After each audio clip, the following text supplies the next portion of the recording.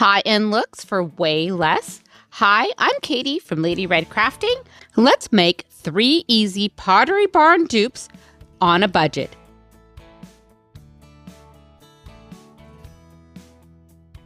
Pick up your favorite candle and let's create this amazing Pottery Barn dupe together. With some acrylic paint and a little creativity, we can turn this everyday item into something absolutely beautiful. Right now, the Pottery Barn has a few different painted candles on their website. I found a nautical one, lemon one, and some floral. The candle that we're going to remake today is priced at $29 on Pottery Barn, and I'm spending $5 plus a little bit of acrylic paint and some creativity. I'm using this napkin as my inspiration and some acrylic paints that I had already on hand. You're also going to need a few detailing brushes and some Q-tips. The paints that I'm going to be using is my Festive Fuchsia, Bark Brown, Dusty Pink, and Flat White. One of the tricks that I like doing when I'm doing flowers and different things when I'm painting is I like to take the strongest color that I'm using, the fuchsia pink, and I'm going to add a little bit of white to that to make a secondary color to highlight that first color. So if you've never done this before, basically all I'm doing is just mixing the 2 color paints to have a lighter version of that bright color. Next, I'm just going to lay my napkin out so I have my inspiration piece, and I take my candle and I'm going to unwrap it. This candle is in a beautiful glass container that's going to be perfect for us to paint. Once we have our wrapper removed, I'm going to place my candle on top of an egg carton. Yes, that's right, an egg carton.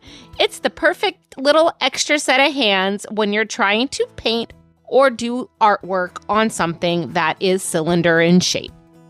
Now here comes the fun part. I'm taking my detail brush and I'm going to paint these stems of my cherry blossoms onto my candle holder.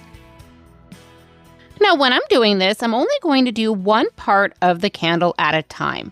Once we've got one side painted, we'll go ahead and just twist that candle over a little bit and do another section until our whole entire candle is complete.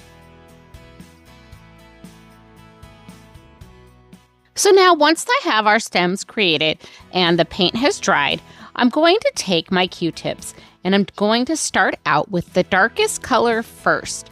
And we're just going to add a few little dots over the top of our branches.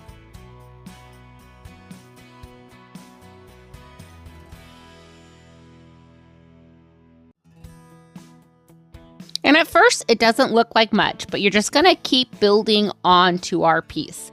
Now, once that has dried for a few minutes, I go ahead and I come back in with the light dusty rose colors. And I'm going to add a little dot right next to the dots that are already on our piece. So we're just going to kind of build our flowers up using these different colors. And then once we're satisfied with this color, we're going to go ahead and just let that paint dry for a few minutes. And then we're going back to use that 2-toned color that we made earlier, that lighter fuchsia, using the white and the fuchsia together. And this is going to give that bright highlight at the end of our flower. And once we're done applying that light fuchsia color, we're going to go ahead and let this dry for a minute. Next, I'm going to take my white paint and a detailing brush, and I'm just going to add a little center to some of our flowers. And then once that is complete, we'll let this dry again. And while I was painting, I was thinking this would be a really fun craft to do a craft party. You could set up some candles, some paint, inspiration photos, and have a great time with some friends while painting some candles. Now, once all of our white has been added to our flowers, I am going to take just a little bit of that brown paint and add a center to each of the flowers inside of that white center already. So it's just a very small dot that I'm adding to our piece. Then while I have that brown paint out, I'm going to go ahead and just paint a few little leaves onto my cherry blossoms. Then we're going to let this paint dry, and once it has dried, we're going to just slightly rotate our candle over and start on the next section. Now, while we have a quick moment, I want to tell you all about this fun playlist I'm a part of, DIY Inspiration. And this playlist today is all about Pottery Barn dupes. So if you're inspired by Pottery Barn, this is the playlist for you. I co-host this playlist every month with Loli at Loli D's Creations. Our guest host this month is Michelle from the Southern Shell. These ladies are so talented and have some amazing videos down in the playlist below. So just go ahead to click on the description box and check out the playlist. There are a bunch of other creators that are also participating, so please be sure to give them some love and let them know I sent you. Thank you so much for watching, and back to our video.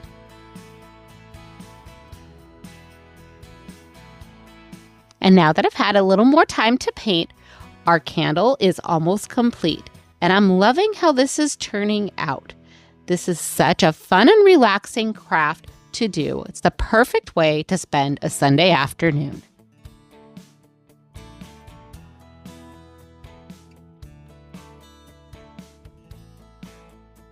And wow, this candle turns out stunning. I just love how this candle looks. It is so beautiful, and it is a great piece to bake. You can give this as a gift. You can add this to your office. It could be fun for a craft party. There are so many fun things to do with this piece.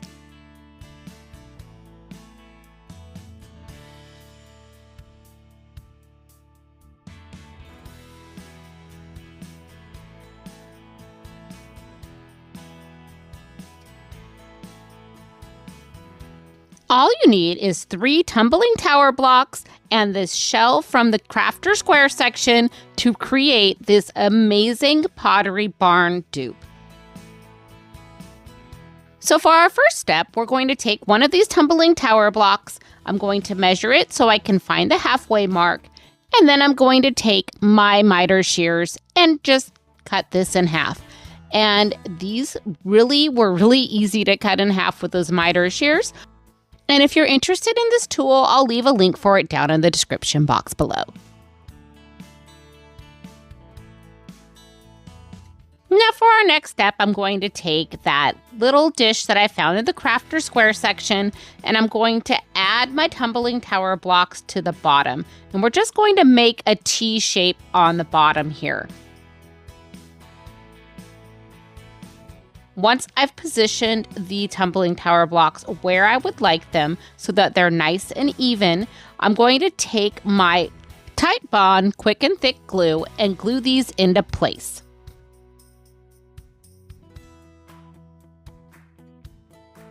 And once you have everything glued down, we're going to go ahead and let this dry for about a half an hour.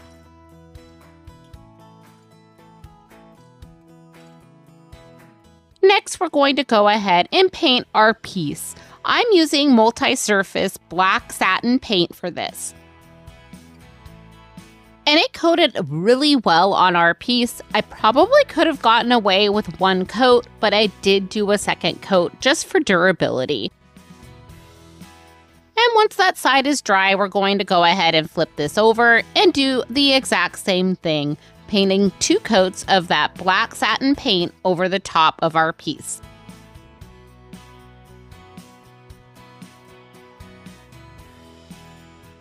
And now that everything has dried, we're going to flip our piece over and start on the back side. I'm taking this Martha Stewart metallic gilded acrylic craft paint. Yes, that is a mouthful, but I did not know if I was going to like this stuff. And I got this from Plaid. I used to be an ambassador for Plaid. And I tried it out and I really, really like it. While it is not exactly like Rub and Buff, it kind of has that feel to it. I'm using a round brush with this to apply it to my piece. And I'm just lightly brushing it on my piece.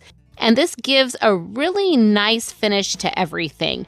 And what's really great about this is that it's water-based, so you can easily wash your brushes afterwards and not worry about any additional fumes. And this stuff dries very quickly, so within 10 minutes, I was able to flip this over and repeat the same steps on the top of our piece. Now here is what our beautiful little ring dish looks like. I just love how this turns out. Now let's compare this to our Pottery Barn inspiration. And this dish is on sale at potterybarn.com for $18.99. But we can also make this for less than $2 from the Dollar Tree. So let me know what you think about this dupe down in the comments below.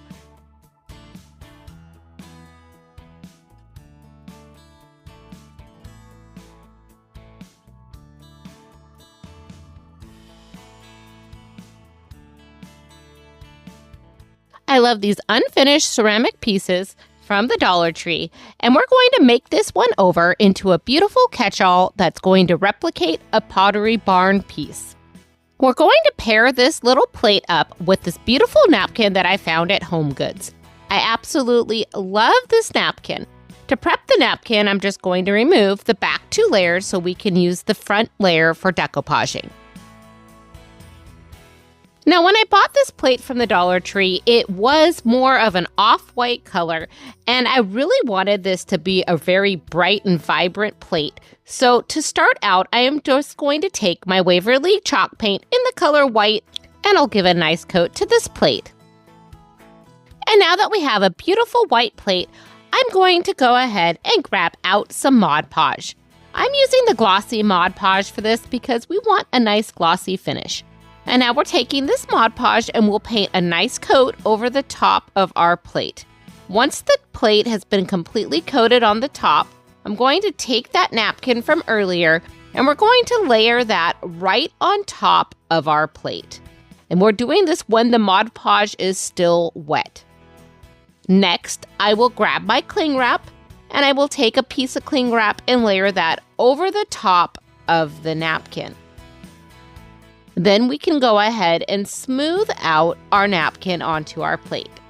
And some things to note here is that I did leave a little bit of overhang of the napkin on the plate because we are going to be folding that over the sides of the plate to give a really clean and nice finish. So I did do that on purpose.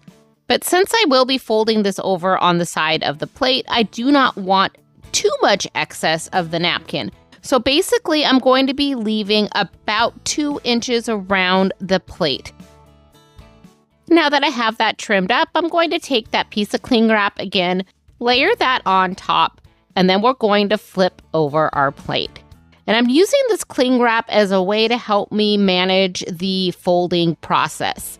So what we're going to do here is we're going to do 1 quadrant at a time. And I'm taking that Mod Podge and I'm just going to do a nice coat on the 1 quadrant there, just around the frame or the stand of the plate. Then we're going to take that piece of cling wrap and lightly lift up the napkin and make sure that everything is in place. We'll go ahead and smooth that out. And then we'll repeat that on the opposite quadrant.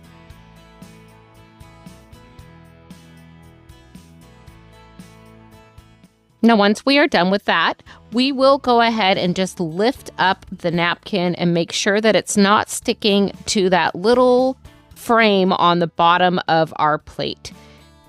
I'm then going to take some scissors and I'm going to trim the excess napkin on each of those sides of the plate so then we can go to the next step of folding everything over.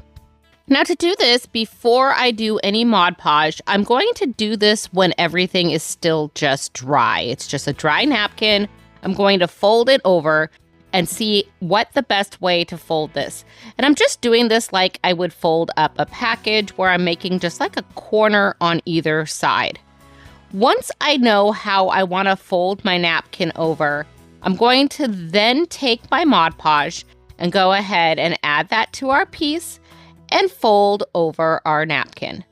We'll smooth everything in place, then repeat it on the next quadrant. Now we'll go ahead and I'm taking my little zip sander here and I'm just going to go ahead and remove any excess napkin from the back side of our plate.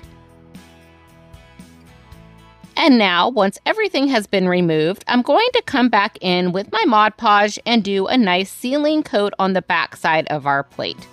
Once this has dried, we will flip this plate over and do a sealing coat on the front side. Now, once our plate has dried, I'm going to be taking this auber green and moss green and mixing them together to make this beautiful green. Now I'm going to take this paint and paint a trim around the whole entire plate. Now, once that has dried, we are going to seal this plate with something that's called triple thick. I absolutely love this stuff. This leaves such a fun, glossy finish on your piece and gives it a hardened look to it. I really think this is a great way to seal these pieces. So we're going to take that triple thick and I'm going to paint a nice coat over the top of the plate. Once I've done that, an hour later, I'm going to come in and do a second coat. Then we're going to let this sit overnight to dry. We want to make sure it is nice and dry and cured on one side before we flip it over, and then we repeat the same steps where we go ahead and seal the whole entire plate, wait an hour, seal it again, and let it dry. And here is what our final piece looks like. I just love how this plate turns out. Now let's compare it to our Pottery Barn inspiration. This little jewelry catch-all goes for $30.99 on Pottery Barn, and I was able to make this for a little less than $2 or $3 with all my supplies. So I'm really happy with how this turns out. I think this is such a beautiful piece. Let me know what you think about this down in the comments below. And if you're enjoying this content, please consider hitting that like or subscribe button. Thank you.